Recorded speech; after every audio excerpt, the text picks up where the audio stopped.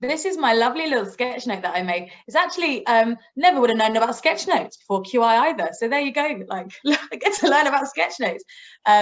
You know, being able to present your thoughts in a way that's not just black and white, boring writing. But yeah, no. So starting in the top left-hand corner, it's kind of going right back to the beginning of my journey, where me and Sav were invited by Goody to come along to this QI forum, and we were just like, okay, let's go.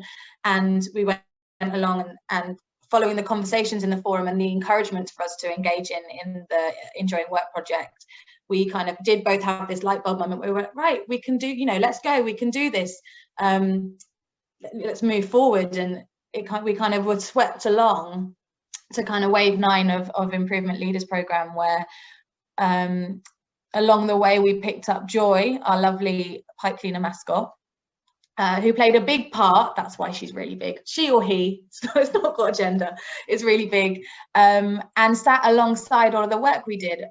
So learning things about what makes a team, you know, what's a PDSA, like what is that? It's a cycle, you know, okay, it's an, you know, it's a tool, and finding out things that were specific to Enjoying Work, like Improve Well, being able to track how people are feeling, compared to things like live QI and control charts, which allow us to you know, track our outcome, track out, you know, and see whether we're making change, and also how we can record that change on a platform like live QI. I've got a little balancing seesaw there, because there was a lot to balance, you know. We were learning how to be leaders, we're learning about working styles, but then learning about different people's working styles and the reality of that, how that all fits into actually working towards improving well-being. So yeah, got a little bit frazzled as I do.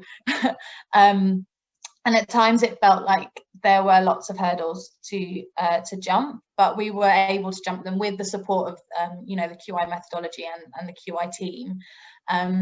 But we kind of started with all of these different change ideas. So things like implementing desk yoga, working towards work mobiles, you know, for everybody, not just a couple of people, changing little things, you know, like oat milk in the fridge rather than just cow's milk, book swaps, Grey Tick-Six, which is amazing. It's, you know, not our novel idea, but being able to celebrate things that happen rather than just recording bad things that happen, and things like huggles. So in a community setting where we don't have huddles in the same way that you do in acute medical settings, being able to acknowledge that you can meet for short periods of time, and not only that, you can meet about well-being and check in and boost each other up.